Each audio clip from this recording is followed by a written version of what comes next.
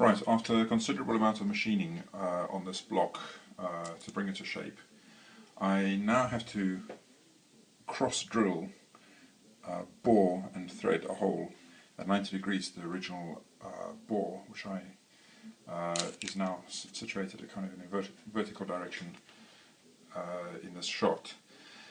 It's important that the cross hole is as close to truly perpendicular to the original hole as possible. So I've set the whole thing up in the forge or chuck here. I've got a couple of clamping pads, top and bottom, and a couple of little brass shims left and right, just to protect the finished machine surfaces from damage from the chuck jaws. In fact, I think I'll just adjust that way so slightly.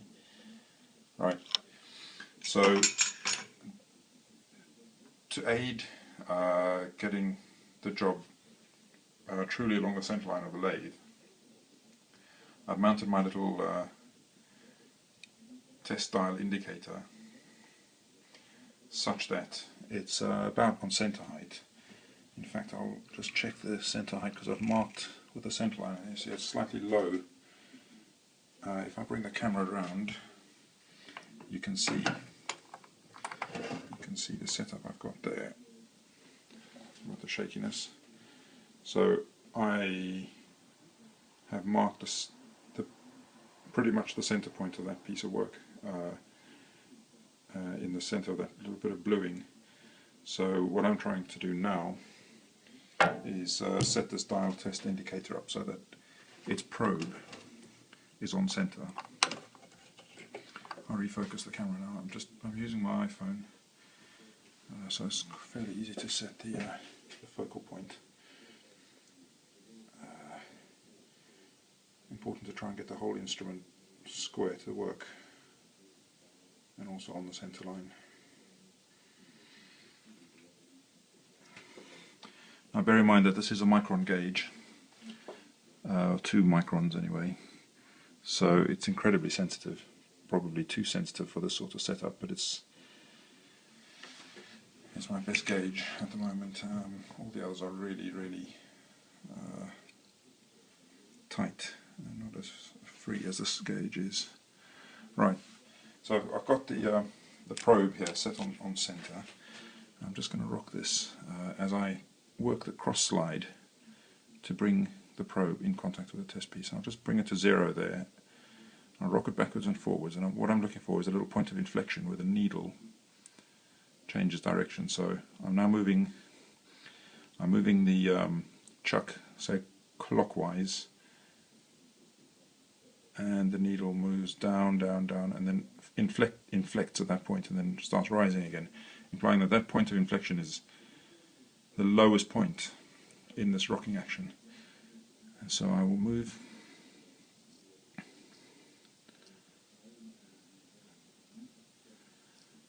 okay, so that's about so I'm about 2 microns off.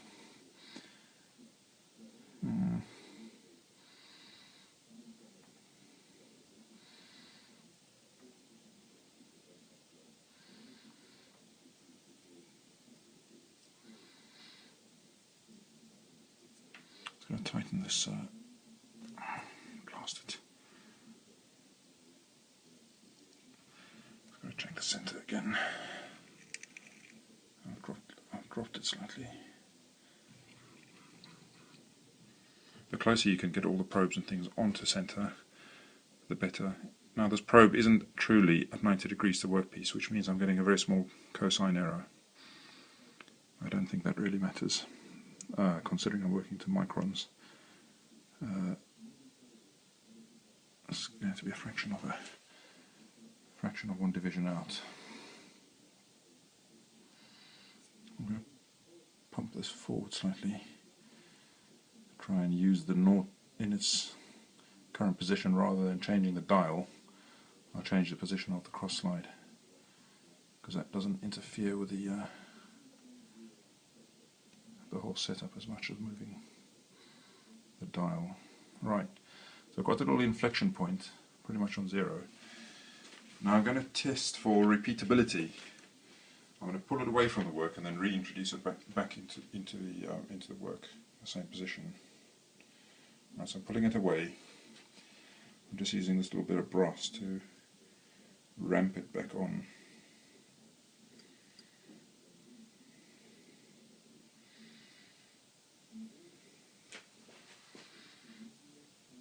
Does it repeat? Are we back where we were?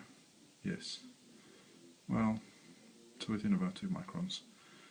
Right, so I'm going to flip this through 180 degrees and measure the other side of the workpiece and see how far out my setup lies. So I'll spin this round.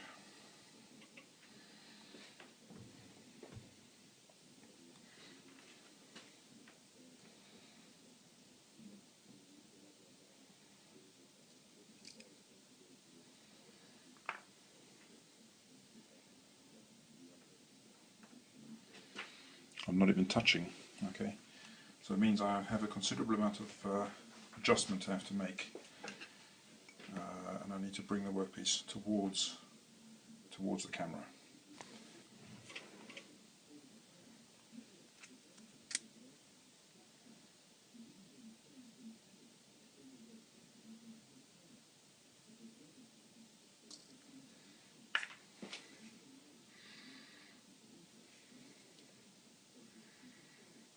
Right. 40.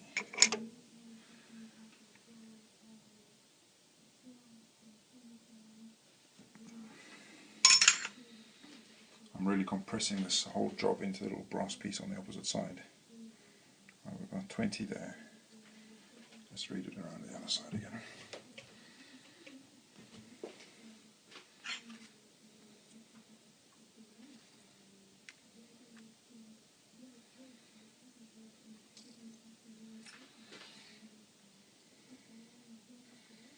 Right, I've got our inflection point, same on both sides, 20. Bring it round.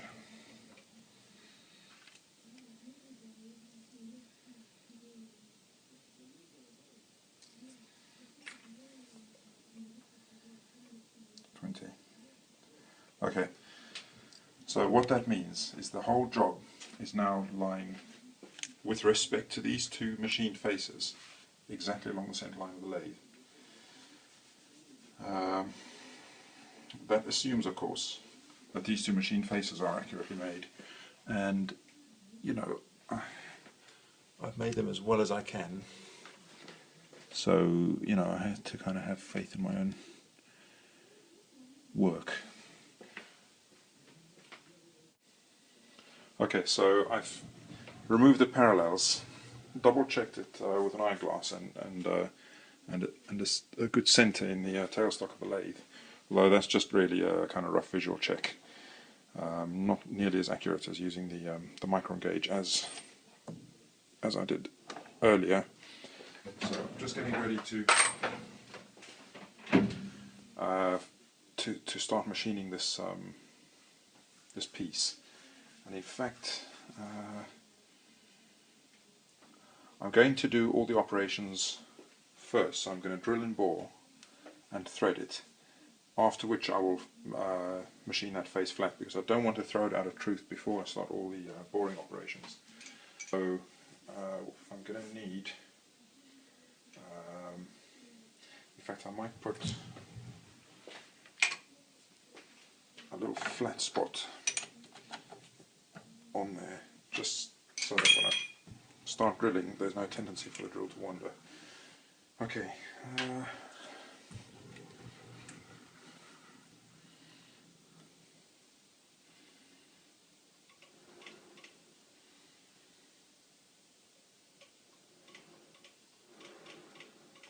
little centre point is running out quite a lot. I'll just make one last check.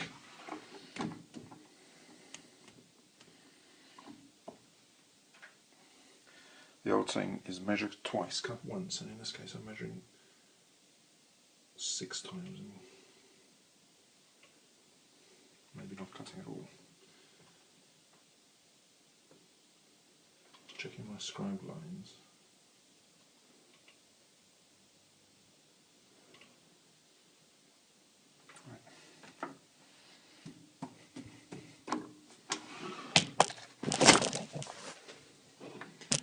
It's a very near miss.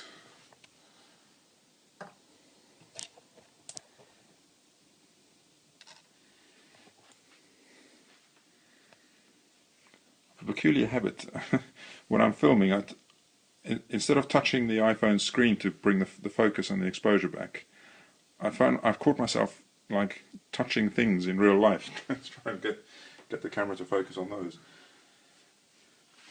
Maybe the iPhone 6 will do that, eh?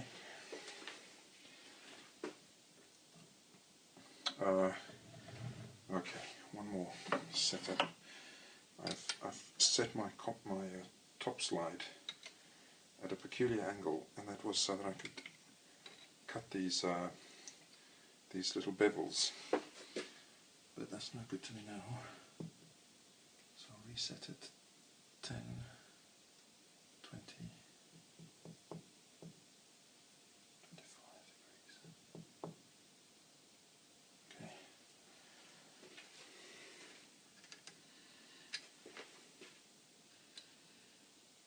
I have no idea why the little bolts on here have square heads.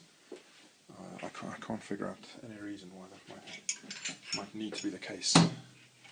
So you need for this lathe you need a different wrench for every single possible setting. It's more than slightly irritating. But I do love the lathe. It's a fantastic machine. That is my only gripe. I mean, they've even mixed metric and imperial fastenings on the same machine. But that is good old British odd. Just loosen that cotter. Okay. Right, I think I'm finally ready to take some cuts. I don't want to hit anything. Okay, that's right.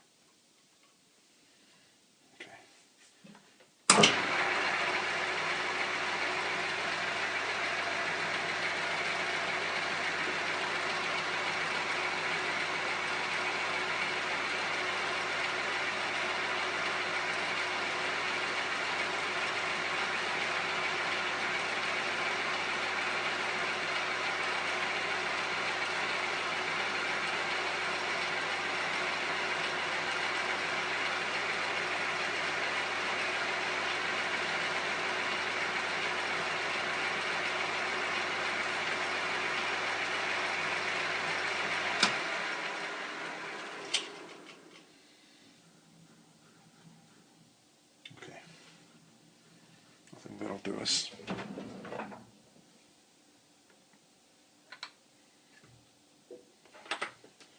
Right, let's put a center drill in there.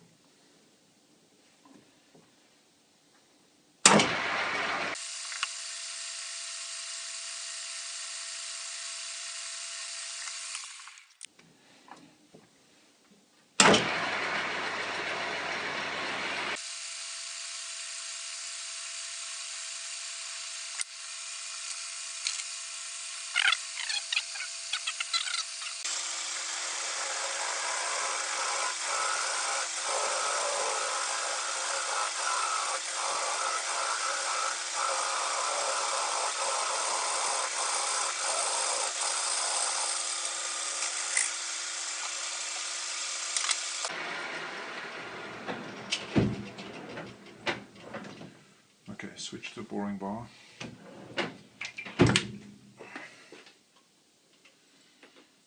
don't really want to put a drill through there anymore because I think it's I don't want to throw the whole job out of truth, and I think the cutting pressures of the next size drill are just going to tempt me to take too deep a cut. Right, so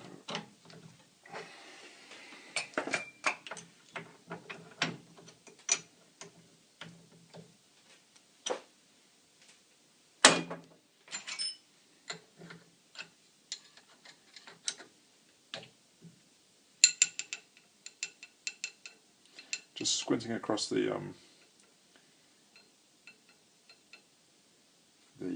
T-slots in the cross slide to eyeball squareness of the tool to work. Doesn't need to be perfectly square, it just needs to be about right. Just free that up a bit. Now, is this hole going to be big enough for my boring bar? Yes, it is. How deep do I need to go?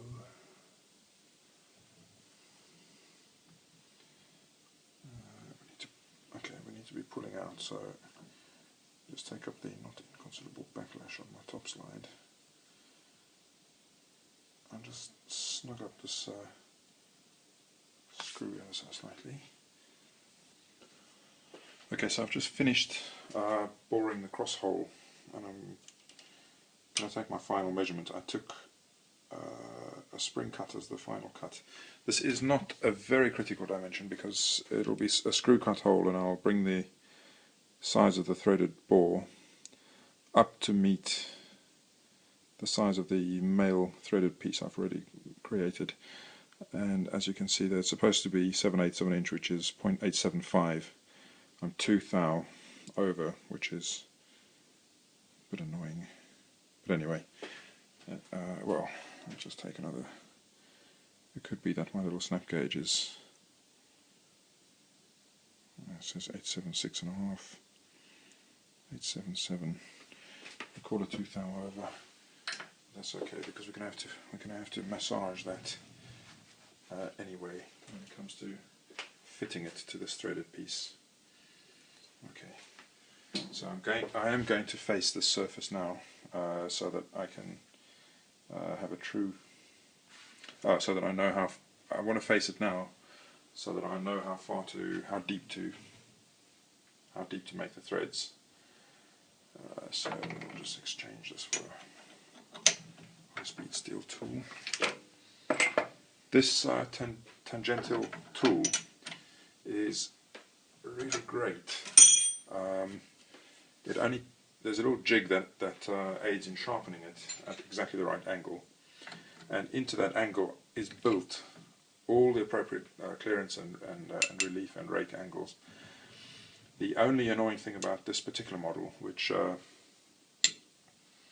is bought from an Australian company called Eccentric Engineering, is the fact that you have to set the tool post over at a peculiar angle because of the way that this is cranked over. They've just redesigned the tangential tool such that this angle built into it is you could basically have your tool post set square to the rest of your machine, and this would be set up at the right angle in manufacture. So I think I might sell this one and buy the better or the updated version, because it's annoying to me to have to change position of the tool post every time I want to use the tool. It can also be used for threading, very interestingly, for Whitworth threads. So that's very, very useful without any additional grindings.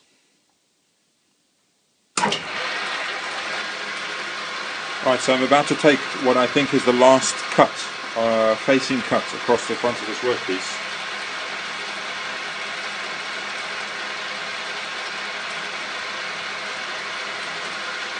I've got it set on automatic facing, just to take a very fine finished cut.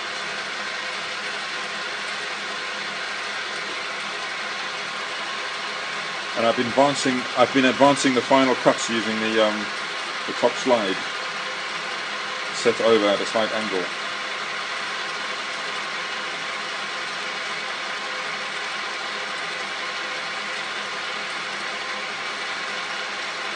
Right, I'm on 30 now, so just disengage the feed, pull that back.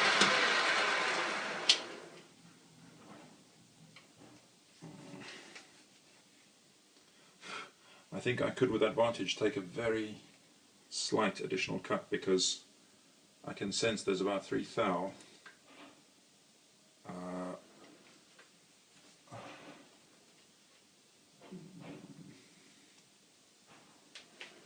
take another very light cut. So put it onto 33, which is less than 3 thou.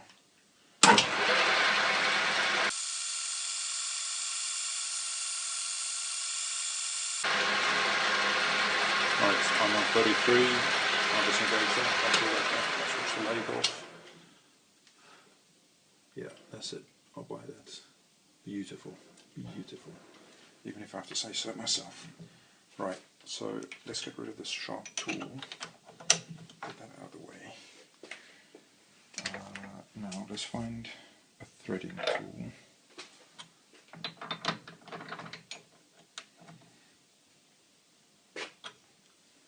Lock that in place.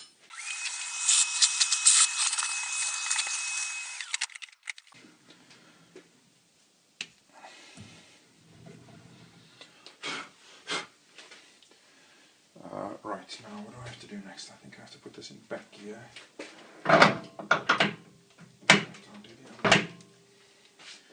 The grinding and a crashing of the gears.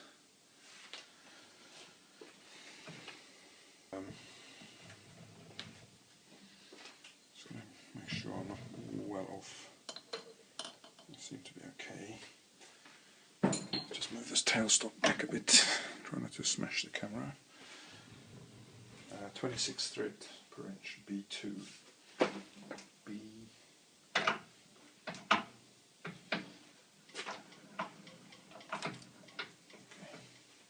B2.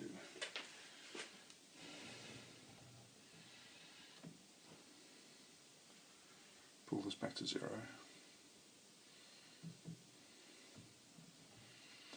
Right, now I've got a finished thread depth of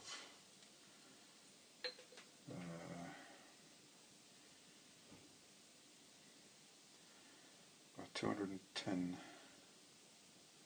thou. So I'm going to create a clearance groove, because I also didn't like what I had done on the previous job, which was to run the threads all the way down that bore into space.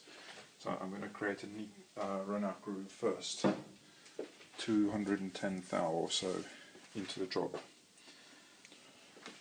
So I've set up for threading, and I'm using Mr. Keith Fenner's most excellent dashboard cross-reading gauge here, so I can read with a high degree of precision the 25 thou thread depth that I'm planning to cut. So I've set the machine in back gear. The crashing of the gears. Oh, for goodness sake.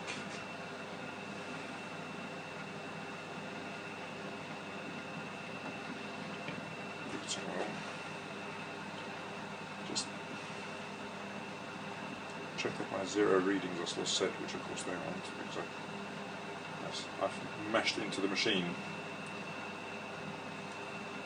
I've really got to get myself a proper magnetic base. I've never yet found a suitable, very good quality magnetic base. Right, so I've set to 0. I'm going to take an initial cut.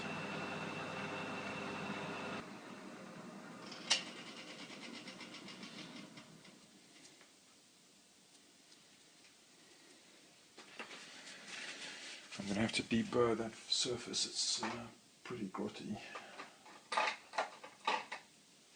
I'll just take a very light shaving off here.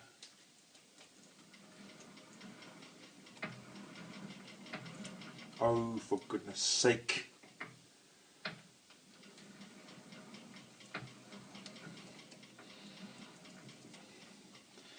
I've left a nice big scratch across the face. Never mind.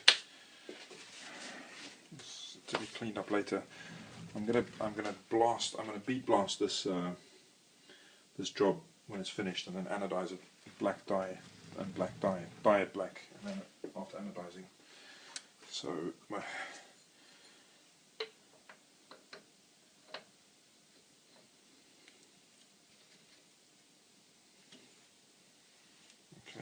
another couple of cuts. Should see that done. Right. Get rid of some of these. Swarf.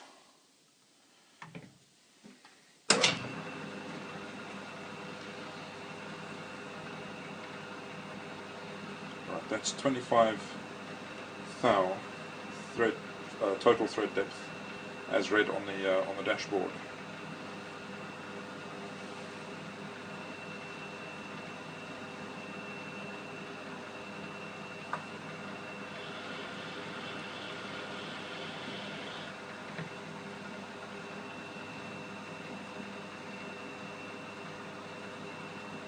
Just work the spring out.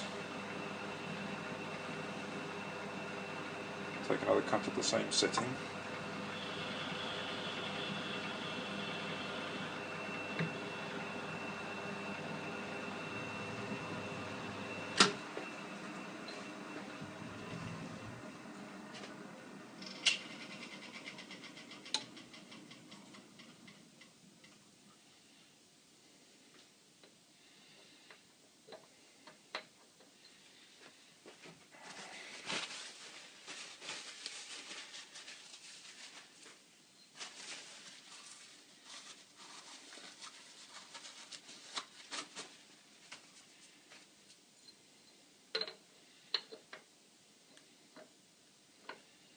I should really chamfer the lead of this hole.